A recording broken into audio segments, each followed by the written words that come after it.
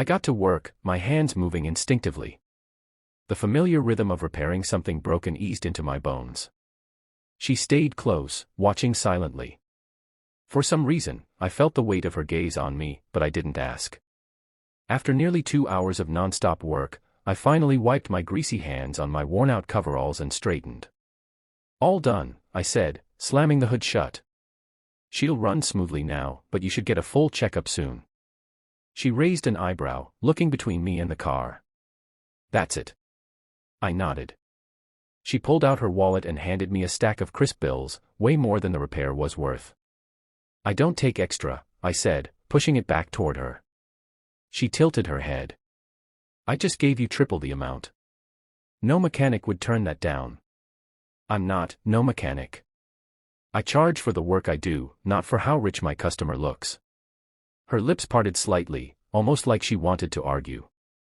Then, to my surprise, she smirked. "Honest and hardworking," she murmured. "That's rare." I shrugged, grabbing my toolbox. "Not really." She didn't say anything after that, just tucked the bills away, got in her car, and disappeared down the street, leaving me standing there, completely unaware that this one encounter had just rewritten my entire fate. The next morning, I was under a rusted-out sedan when my phone rang. I nearly ignored it. Work came first, but something made me reach for it. "Hello." A calm, authoritative voice came through the line. "Is this Liam Carter?" I wiped my brow. "Yeah." "Who's asking?" "This is Daniels and Associates. Our client was impressed with your work last night and would like to discuss a business opportunity with you. Can you come to Holloway Tower at noon?" I frowned. Holloway Tower? That was billionaire territory, not a place for a guy like me. "Look, I think you've got the wrong. She specifically asked for you, Mr. Carter." That made me pause. She, the woman from last night. My gut twisted. What was this about? Something told me that refusing wasn't an option. So, against every logical instinct, I wiped the grease off my hands, grabbed my jacket, and made my way toward a meeting that would change my life forever. I stood in front of Holloway Tower, staring up at its gleaming glass exterior that stretched so high it seemed to pierce the sky itself. The air here felt different, clean, crisp, laced with a kind of wealth I had never known. This wasn't my world. It never had been. My boots, still covered in dust and grease, felt out of place against the polished marble floors as I stepped inside. The lobby was massive, filled with pristine white decor and gold accents, the kind of luxury that screamed power. A sharply dressed receptionist barely glanced at me before saying, "Mr. Carter, they're expecting you.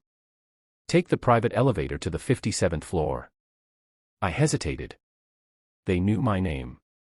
Pushing down my unease, I stepped into the elevator, watching the numbers climb higher and high. She smirked at that. Then, she slid a thin folder across the desk. I hesitated before opening it. Inside was a contract, and at the bottom, next to my name, was a figure so large my brain nearly short-circuited. 6 figures. For a mechanic job. I exhaled sharply. This can't be right. "I don't make mistakes," Evelyn said smoothly. I shook my head, pushing the folder back toward her. "You don't even know me." "I know enough," she countered. "I know you're one of the best at what you do. And I know you didn't take extra money from me last night when you easily could have." I swallowed. "That still doesn't explain why you're offering me this." Her gaze flickered, a moment of hesitation, then something softer. "I need someone I can trust," she admitted. I frowned. "For what?" She leaned forward, her voice dropping slightly. "There's a garage I own. A private one.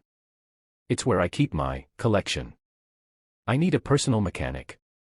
Someone who won't screw me over. Someone with skill, integrity, and..."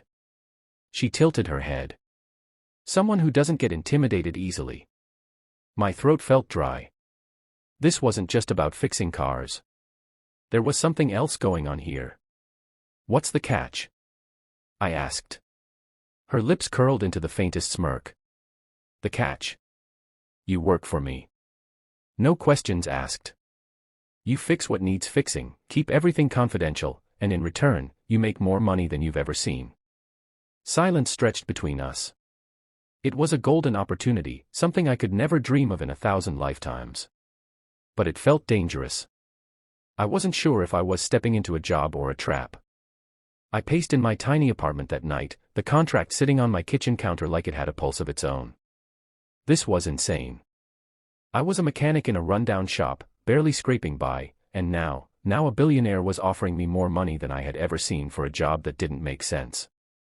It was too good to be true, which meant it probably was. But there was one thing I couldn't shake, the way Evelyn had looked at me. Like she had already decided I was the right person. Like she needed me. I ran a hand through my hair, frustration burning in my chest. I didn't belong in that world. I wasn't cut out for fancy skyscrapers, secret garages, and private billionaires. And yet. I picked up the contract, staring at the signature line. What if this was my shot?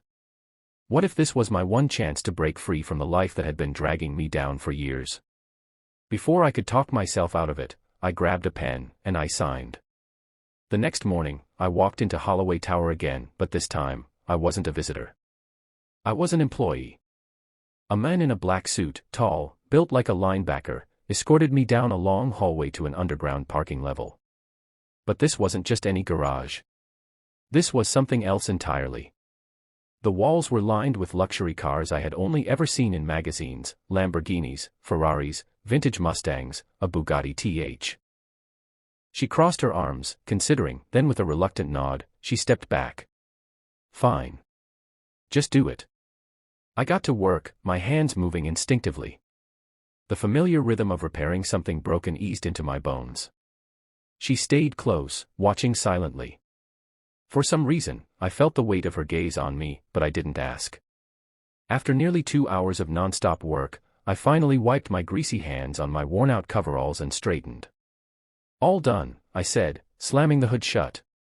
She'll run smoothly now, but you should get a full checkup soon. She raised an eyebrow, looking between me and the car. That's it. I nodded.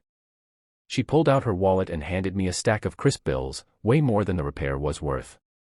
I don't take extra, I said, pushing it back toward her. She tilted her head. I just gave you triple the amount. No mechanic would turn that down. I'm not, no mechanic. I charge for the work I do, not for how rich my customer looks. Her lips parted slightly, almost like she wanted to argue. Then, to my surprise, she smirked. Honest and hardworking, she murmured.